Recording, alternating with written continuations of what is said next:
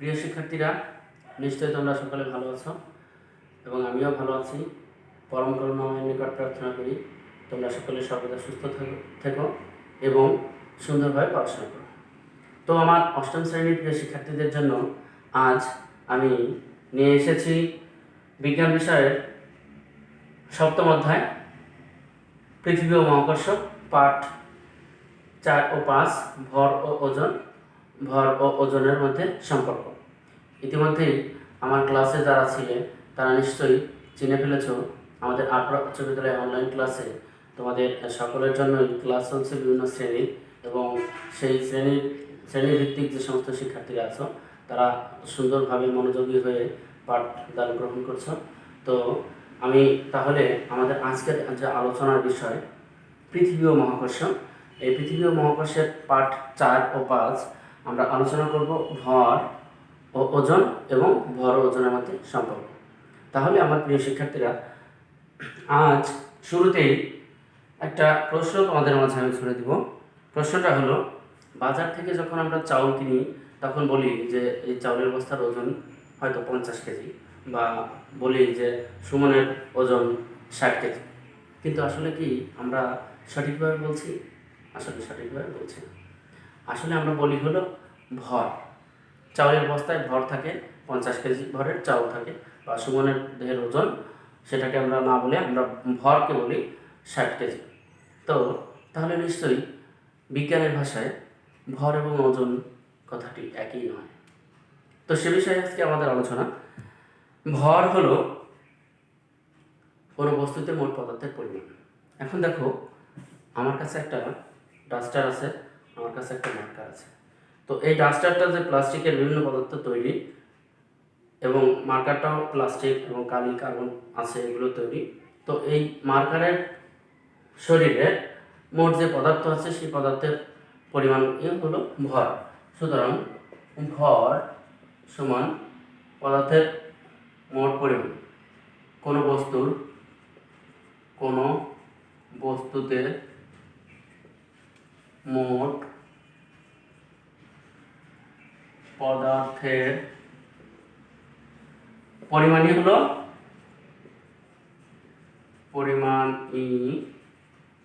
হলো ওই বস্তুর কি বলতো, ওই বস্তুর ভর।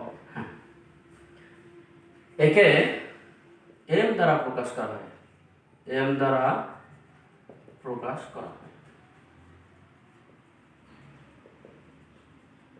তোমাদের মনে নিশ্চয়ই প্রশ্ন থাকবে, স্যার এম কেন ব্যবহার করলেন?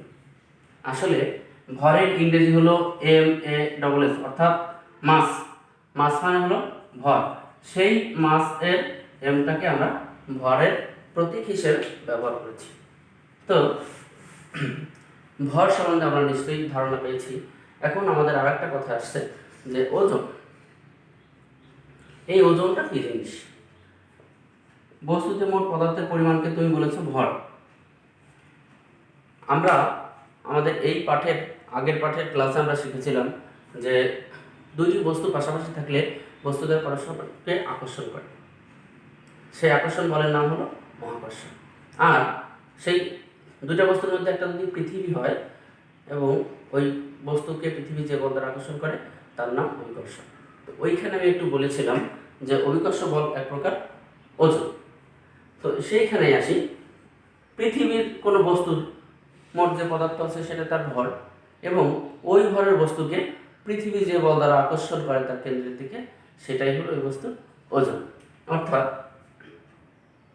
ওজন হলো কোনো বস্তুকে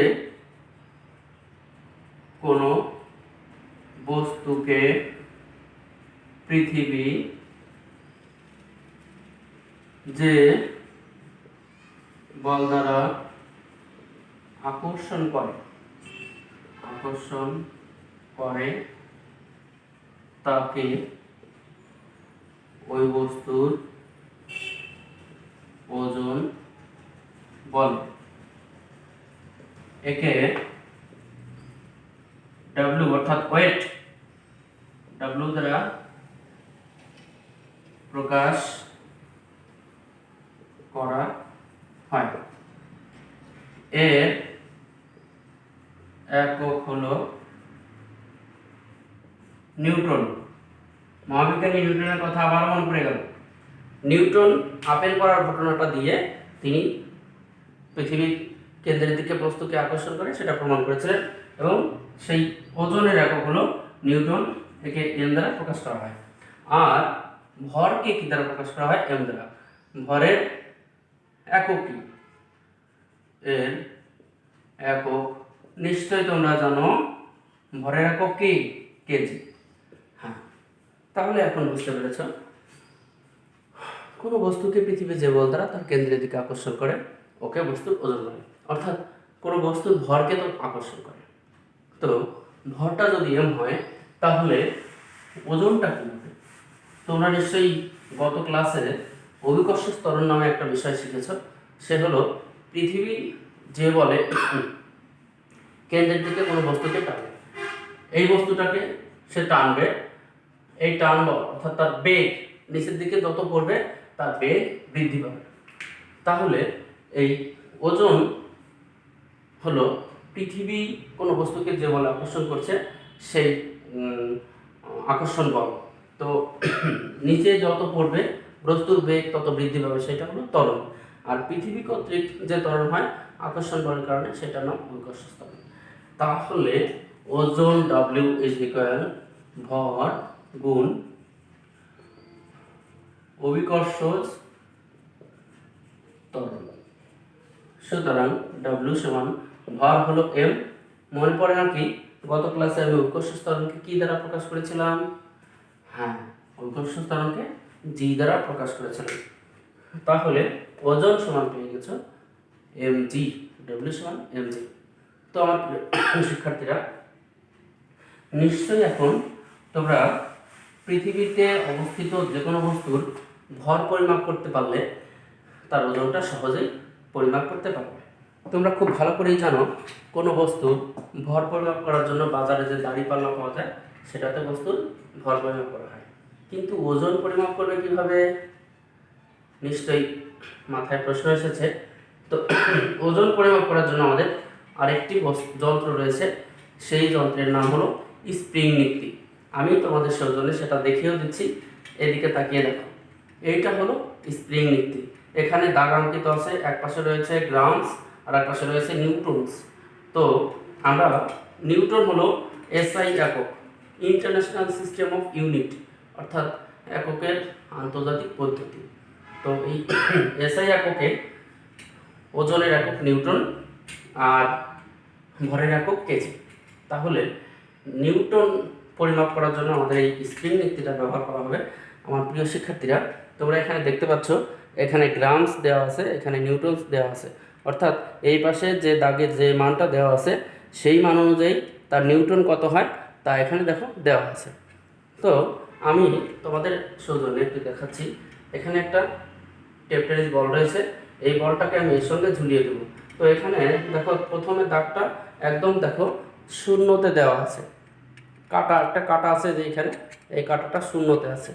এখন এই কাটা আমি এই টেনিস বলটা ঝুলানোর সঙ্গে সঙ্গে এর ওজন পেয়ে যাব, প্লাস গ্রাম এককে ভরও পেয়ে যাব। সেটাকে কেজিতে 1000 গ্রাম সমান 1 কেজি, সেটাও আমরা করতে পারবো। দেখো আমি এটা ঝুলিয়ে দেওয়ার সঙ্গে সঙ্গে এখন দেখতে পাচ্ছ নিশ্চয়ই, ঝুলিয়ে দেওয়ার সঙ্গে সঙ্গে কাটাটা নিচে চলে এসছে এবং এখানে কাটা এসেছে 90 গ্রাম। 90 গ্রামের ওজনটা কত হয়? আমি যদি 90 গ্রামকে কেজি করি, কেজি সঙ্গে 9.8 গুণ করলে অবশ্যই আমাদের এখানে যে মানটাই কাটাটা আসছে ঠিক সেই মানটাই আমরা ক্যালকুলেটারে পেয়ে যাব। তাহলে তোমরা নিশ্চয়ই বুঝতে পেরেছো যে ওজন পরিমাপ করার জন্য স্প্রিং নীতি ব্যবহার করা হয়।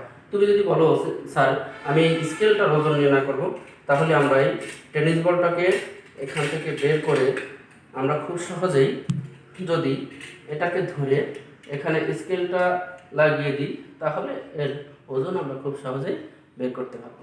তো আমার প্রিয় শিক্ষার্থীরা, এই স্প্রিং নীতিটা তোমরা চিনে রাখো, এটা ওজন নির্ণয়ের জন্য ব্যবহার করা হয়। আর বাজারে যে বাটখারা আছে দাঁড়িপাল্লা, ওটা কোনো বস্তু ভর মাপার জন্য ব্যবহার করা হয়। তো এখানে ভর এবং ওজনের মধ্যে কিন্তু আমরা সম্পর্কের ভিতরে চলে আসছি। এখন কথা হলো যে যদি পৃথিবীতে কোনো বস্তুর ভর m সমান 10 কেজি হয় তাহলে পৃথিবীতে ওই বস্তুর ওজন কত হবে? এটা যদি একটা প্রশ্ন হয়, তুমি খুব সহজেই এই সূত্রের সাহায্যে এখানে 10 গুণ 9.8 বসিয়ে দিয়ে 1 শূন্য আছে, গুণ করলে দশমিক বিন্দু 1 ঘর ডান দিকে সরে যাবে, এখানে দশমিক শূন্য দেওয়ার কোনো প্রয়োজন নাই। তো সেক্ষেত্রে আমাদের ওজনের একক কী হবে? নিউটন। তাহলে আমরা গাণিতিক সমস্যার সমাধান খুব সহজে করতে পারি। এখন তোমাদের মাথায় প্রশ্ন আসতে পারে, স্যার আমি আমার নিজের ভর যদি জানি, তার সঙ্গে 9.8 গুণ করে দিলেই তো আমার ওজন বের করতে পারবো। ঠিক ভেবেছ, এটাই আমরা খুব সহজেই আমাদের ওজন নির্ণয় করতে পারবো যদি আমরা আমাদের ভরটা জেনে থাকি। তো প্রিয় শিক্ষার্থীরা, আজ আমাদের পড়ার বিষয়ের মধ্যে ভর ও ওজন ছিল, সেটা আমরা শিখেছি। এবার ভর ও ওজনের মধ্যে সম্পর্ক নির্ণয়ের জন্য আমি একটা সুন্দর উদাহরণ এখানে টেনে আনবো। তোমরা জানো আমরা যেখানে বসবাস করছি এটা একটা গ্রহ এবং এটা হলো পৃথিবী, যা সূর্যের চারদিকে সূর্যকে কেন্দ্র করে নির্দিষ্ট কক্ষপথে ঘুরছে। এবং আশ্চর্যজনক বিষয় হলো আমাদের এই পৃথিবীটাও তার নিজের অক্ষে পৃথিবীর চারদিকে যেমন ঘুরছে সে নিজেও ঘুরছে। যেমন আমি একটা ফুটবলকে যদি লাথি মারি, ফুটবলটা গড়িয়ে গড়িয়ে অনেক দূরে চলে যাবে। তো আমরা সূর্যের চারদিকে ওরকম ঘুরছি, গড়িয়ে গড়িয়ে ঘুরছি। তো আমি কোনো একটা মুহূর্তে সূর্য এরকম ঘুরছে, পৃথিবী ঘুরছে, পৃথিবীর একটা শেপ আমি এখানে এঁকেছি। তোমরা খুব ভালো করে জানো পৃথিবী সম্পূর্ণ গোলাকার নয়, পৃথিবী একটু চাপা আছে। যেমন তুমি যদি একটা ফুলানো বেলুনকে মাঝ বরাবর চাপ দাও, তাহলে দেখবে একটু চাপা হয়ে যাবে, দুই পাশের দিকে একটু লম্বা হয়ে যাবে। তো সেরকমই একটা চিত্র আমি আঁকার চেষ্টা করেছি। এই চিত্র, এটা যদি পৃথিবী হয় তাহলে পৃথিবীর এটা হলো কেন্দ্র,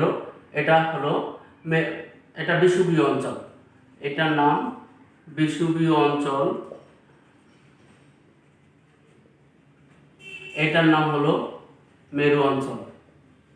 তো তোমরা নিশ্চয়ই দেখতে পেয়েছো মেরু অঞ্চলে পৃথিবীর খানিকটা চাপা আছে। এটা হলো পৃথিবীর ব্যাসার্ধ। আমরা গত ক্লাসে দেখেছিলাম যে অভিকর্ষ ত্বরণ জি সমান gm/d²। এটা যদি পৃথিবীর ব্যাসার্ধের সাথে তুলনা করি তাহলে gm/r²। তো আমার প্রিয় শিক্ষার্থীরা, এখন তোমরা নিশ্চয়ই এখান থেকেও জানো আর এর মান যত বড় হবে জি এর মান তত ছোট হবে। তাহলে এখন দেখো এইখানে আর এর মান যদি বড় হয়ে যায়, তার বর্গ করলে আরও বড় সংখ্যা, যদি এই উপরে সেই মানটাকে খুব ভালো করে জানো, জি মহাকর্ষীয় ধ্রুবক, এর একটা নির্দিষ্ট মান আছে 6.673 × 10⁻11 newton metre square KG inverse 2। আর এটা যদি পৃথিবীর ভর হয়, সেটাও তো নির্দিষ্ট ভর। সেক্ষেত্রে অভিকর্ষ ত্বরণের মান জি এর উপর, এই যে ব্যাসার্ধের উপর নির্ভরশীল। তো ব্যাসার্ধ যেখানে কম সেখানে অভিকর্ষ ত্বরণের মান বেশি, আর ব্যাসার্ধ যেখানে বেশি অভিকর্ষ ত্বরণের মান কম। তো আমরা পৃথিবী মেরু অঞ্চল আছে, বিষুবীয় অঞ্চল আছে এবং আরেকটা অঞ্চল আছে, সেটা হলো ক্রান্তীয় অঞ্চল। তো আমি যদি এই দিক দিয়ে বাড়াই এবং এই দিক দিয়ে এগিয়ে আসি, তাহলে যেখানে আমাদের এই রেখা দুটো মিলে যাবে এই জায়গাটার নাম হলো ক্রান্তীয় অঞ্চল, এটার নাম ক্রান্তীয় অঞ্চল। তো সেক্ষেত্রে তুমি যদি এটাকে এইদিকে বাড়াও, এটাকে এইদিকে বাড়াও, তো দেখো তোমার এটা মেরু অঞ্চল, এটা বিষুব অঞ্চল। তাহলে এইদিকে আসো, এইদিকে আসো, যেখানে মিলিত হবে মধ্যবিন্দু, সেটার নাম হলো ক্রান্তীয় অঞ্চল। তো তোমরা নিশ্চয়ই বুঝেছ যে স্যার gm/r² দিয়ে আমরা অভিকর্ষ ত্বরণ জি এর মান নির্ণয় করতে পারি। সেক্ষেত্রে যেখানে ব্যাসার্ধ বেশি সেখানে জি এর মান কম, যেখানে ব্যাসার্ধ কম সেখানে জি এর মানটা বেশি। তো আমরা পৃথিবীর এই তিনটা অঞ্চল, বিষুবীয় অঞ্চল, ক্রান্তীয় অঞ্চল এবং মেরু অঞ্চলে ইতিমধ্যে আমরা বুঝতে পেরেছি কোন অঞ্চলে জি এর মান কত এবং মানে কম বা বেশি। পৃথিবী এদিকে খানিকটা চাপা, দূরত্ব কম, তাহলে এখানে জি এর মান বেশি, এদিকে দূরত্ব বেশি, তাহলে জি এর মান কম। তো আমরা এখন একটু ভালো করে দেখব যে কোথায় জি এর মান বেশি, কোথায় জি এর মান কম। তার আগে আমি একটু বলে নিই, ভর হলো ধ্রুব রাশি, অর্থাৎ আমার যে ভরটা সেটা এখন মাপলে যেমন হবে, 5 মিনিট পরে মাপলে তেমন হবে, এটা ধ্রুব রাশি। তো ওজনটা কিন্তু ধ্রুব নয়, কারণ তোমার ভর পৃথিবীর সব জায়গায় সমান, কিন্তু ওজন যে অঞ্চলে যাবে সেই অঞ্চলে জি এর মান তোমার ওজনটা নির্ভর করবে। জি এর মানটা যে অঞ্চলে যেমন তোমার ওজন সেই অঞ্চলে তেমন। পৃথিবী থেকে আমি যদি চাঁদে যাই বা মহাশূন্যে যাই, এখন আমি জি এর মান কোথায় কেমন সেটা একটু পরে আলোচনায় আসছি। শুধু বলছি যে পৃথিবী থেকে আমি পৃথিবীর কেন্দ্র, এটা পৃথিবী পৃষ্ঠ, এখান থেকে কেন্দ্রের দিকে যত আসবো অভিকর্ষ স্তরের মান তত কমতে থাকবে, এবং এই কেন্দ্রে আসার পর জি এর মান 0। তাহলে এখন আমার প্রিয় শিক্ষার্থীরা, পৃথিবীর কেন্দ্রে জি এর মান কত? 0। তাহলে পৃথিবীর কেন্দ্রে ওজন কত? পৃথিবীর কেন্দ্রে ওজন স্যার m গুণ 0, তাহলে পৃথিবীর কেন্দ্রে আমার কোনো ওজন নাই। আশ্চর্যজনক ব্যাপার। তুমি যদি কোনোভাবে পৃথিবীর কেন্দ্রে যেতে পারো তাহলে সেখানে তুমি ওজনহীনতা অনুভব করবে। তেমনই পৃথিবীর পৃষ্ঠ থেকে যত উপরে যাওয়া যায় তোমার ওজন তত কমতে থাকে, এবং মহাশূন্যে গিয়ে তোমার কোনো ওজন নেই, কারণ সেখানে অভিকর্ষ ত্বরণের কোনো মান নেই। এখন কথা হলো, চাঁদে গিয়ে কী হতে পারে? চাঁদে গিয়ে ওজনের মানটা নির্ণয় করতে গেলে আমাদের একটা বিষয় জানতে হবে। চাঁদে অভিকর্ষ ত্বরণ জি এর মান হলো, এটা জি পূরক দিয়েছি বা প্রাইম, জি এর মান হলো পৃথিবীতে যে জি এর মান তার 6/1 অর্থাৎ চাঁদে জি এর মান হলো পৃথিবীর জি এর মানের 6/1। সেক্ষেত্রে তোমার চাঁদে ওজনটা বের করতে হলে W সমান mg/6, কারণ এখানে m আছে তোমার ভর, জি এর মান ভাগ 6 করবে অভিকর্ষ ত্বরণ চাঁদের, তাহলে চাঁদে তোমার ওজন পেয়ে যাবে। তো খুব ভালো করে বুঝতে পেরেছো, পৃথিবী পৃষ্ঠ থেকে যত উপরে যাওয়া যাবে জি এর মান তত কমতে থাকবে, তোমার ওজনও কমতে থাকবে। পৃথিবী পৃষ্ঠ থেকে যত কেন্দ্রের দিকে যাবে জি এর মান তত কমবে, তোমার ওজনও কমবে, এবং পৃথিবীর কেন্দ্রে জি এর মান 0 বিধায় ওখানে তোমার ওজন নেই। তো আমার প্রিয় শিক্ষার্থীরা, এখন আমি দেখব জি এর মান ক্রান্তীয় অঞ্চলে, বিষুবীয় অঞ্চলে এবং মেরু অঞ্চলে কোনটা কত।